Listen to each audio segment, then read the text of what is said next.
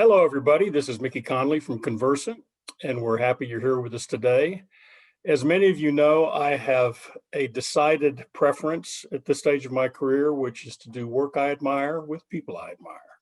I'm happy to say one of those people is here with us today, my friend, Martin Lindstrom. So Martin, you want to say hello? Well, good to meet all of you guys. Mickey, thank you for your kind words. I can only say the same. Martin and I have known each other for some years, and I have admired him from afar and a close. The afar is the array of extraordinarily researched and valuable books that Martin has released in the whole world of marketing, brand, culture change, and I'm really enamored with your latest effort. And the title itself intrigues me, which is the Ministry of Common Sense. And I know it's not out yet, but I'd like a little advance insight. What had you write it? And why is it called the Ministry of Common Sense? Mickey, it's very simple. I am sick and tired of bureaucracy, red tape, and BS. And today we know from most of the studies conducted, and listen to this is crazy, around 45% of the time we spend every day is allocated to exactly that. It means that close to 50% of our productivity is tied in a way where we basically become more frustrated, where we're certainly not very productive. And I would also claim where the company culture is completely diluted. So I decided to write the Ministry of Common Sense. And guess what? On a client you and I worked together on with the Standard Chartered Bank, we actually established a Ministry of Common Sense, and it's still running on its third year, along with a lot of other companies around the world, cleaning up one stupidity at a time, and it's very, very busy. Cleaning up one stupidity at a time. As you know, one of the things that I care about, Martin, is environments where people feel like they're making a meaningful contribution. You just used the word frustration, because I think the vast majority of people come to work wanting to leave things better than they found them.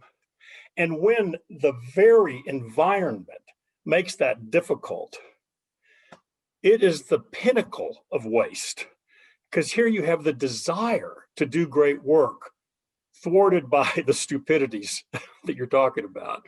And that's one of the reasons I'm so attracted to this, because I think people largely want to do well in the world and get suppressed, distressed by the things that interfere that make no sense to them whatsoever. Absolutely. I think the key issue is that we increasingly are seeing the world not from outside in, but from inside out, which basically means that I'm of the belief that my boss is the one paying my salary rather than the customer. We're more busy pleasing ourselves internally, creating our own little mini ecosystem where we follow KPIs, which are somewhat disconnected from reality because we need to inform Wall Street about what's going on rather than the consumer. What I've learned is if you take an outside-in point of view where you place the customer in the middle of the organization in a very clever way, suddenly we change that perspective. And guess what happens? Suddenly bureaucracy slowly disappears because the consumer tend to tell the truth. You know, that really makes beautiful sense. We've often asked people as a thought experiment to consider if the customer was sitting in the room with us in this meeting, what would change in how we conducted the meeting?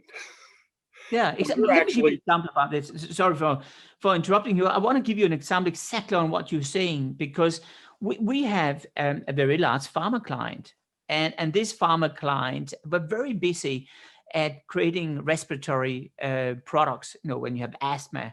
And I said to them, when did you speak to the customer the last time? And they said to me, well, we've never done it. I said, you must be kidding. You've been around for 100 years. You are the largest player in the field. So I said, why? They said, well, because compliance won't allow us to do it. Anyway, I spoke to compliance. They agreed to do it for the first time ever in the history of the company. We had employees from the pharma company joining us in the field, interviewing people. And here's a true story.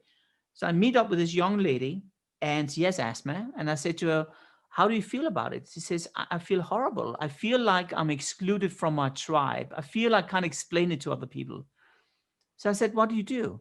She said, I have a trick. I always give people a straw and I ask people to breathe through that straw. And after 30 seconds, they get what I mean, because that's how I feel.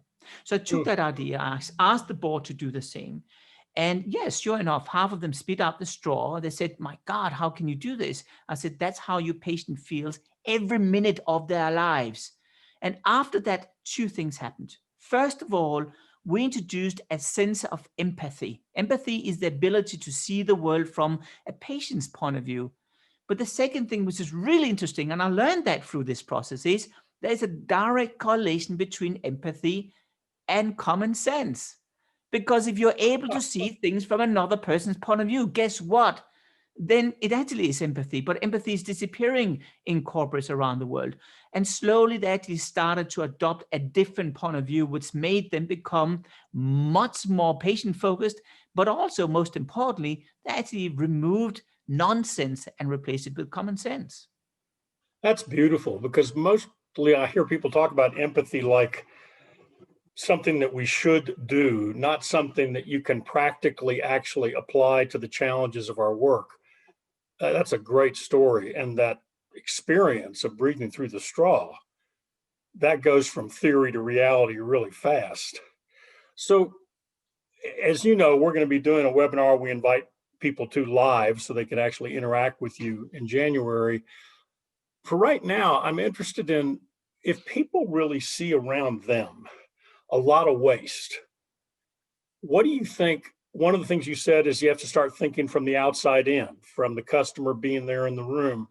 What's another thing that you've seen in the research that if people adopt that perspective, they naturally start to remove the wasteful bureaucracy from their system?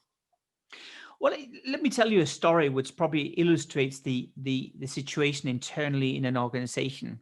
Some years ago, there was an experiment conducted with chickens. They're put into a cage, stuck into the cage for about half a year. And one day, the gates were open to the beautiful green grass, and the sun was shining, and birds were singing. And guess what happened? The chickens went out, and after 30 seconds, they went straight back in again. And I call that phenomenon for the chicken cage syndrome. What is happening in organizations is this. So let me just try to illustrate on the screen right now how it looks like. Right now I'm just doing a little drawing of 4 chicken cages, and I'll be very nice, so I'll open each of them. And here's the trick. When you want to get the chickens out of the chicken cage, where would people normally place the corn? And I don't want to ask you that question, Mickey, because I know you well enough that you will answer the correct answer. But I will tell everyone else they most likely would say in the middle, because it's easy for everyone to see and they can join it. But one thing I've learned is when I'm a chicken here and I'm looking at that corn, it's very far away. It's really far away. So what's the first thing I'm going to do? I'm going to think about, is this worth the risk? Will I be rewarded for it? Is my KPIs around it? Will that person giving that assignment, will he still or she still be around? So the second thing I'll do is I'll look at the other chicken. The other chicken will think exactly the same and look at the first chicken and conclude, my God, this one is not going to move, so I'm not going to move. And so will the second and third and the fourth chicken. So suddenly they'll all wait and they'll go straight back into the cage again. So one of the things I've learned is don't place the corn in the middle, place it straight outside the chicken cage. Why? Because this is your moment to just snap this corn and get a success, celebrate it within the organization, and after that, place another corn and another corn. Now, Mickey, in your language, you call that 90-day interventions, which is exactly the point of view I have as well, which is we in corporate America have a tendency right now to think that we want to have a 5-year plan or 10-year plan. Well, guess what? An average CEO only lasts for 5 years. So people have no patience whatsoever. So one of the things I've learned is we need to have bite-sized, small success. We need to celebrate the heck out of it. And most importantly, we need to cement that behavioral change so that they're not going straight back to the chicken case. That's what I've learned. Now, if you combine that with empathy, then you'll see common sense will thrive and you'll see a behavioral change will go through the organization very quickly. Well, one of the things I'm excited about for the book coming out and for when we get to do this webinar where people get to interact with you, you have so many specific suggestions of how you improve internal life that have been proven, that people have proven improvements. So I look forward to that. And I think that as we go into the holidays, what's anything you've learned from this common sense that could impact how people engage with one another during the holidays? Well, I don't need to tell you that this is the situation we see right now. The sense of belonging is disappearing because we can't be together. And one of the things we've seen from a behavioral psychology point of view is that as we are separated from each other, we will be out of balance. Out of balance means we're all out of balance in one way or another. Maybe I feel alone, and maybe I feel I don't have friends, maybe I feel I have a midlife crisis.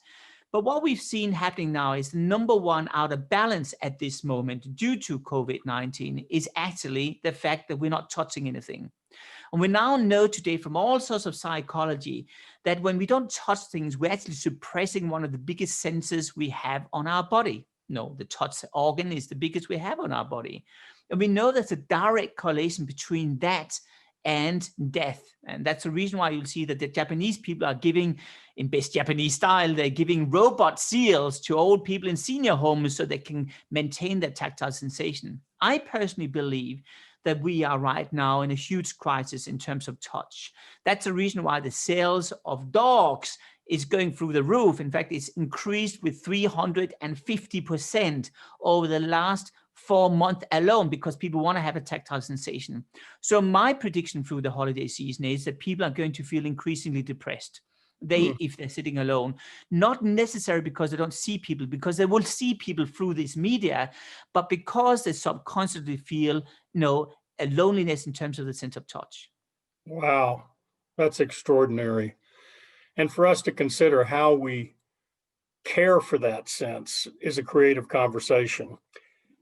Those of you who are listening to us, I invite you to go to martinlindstrom.com and see all the other things that Martin's written that I admire, as well as getting a little early look into the release of the Ministry of Common Sense, which comes in January.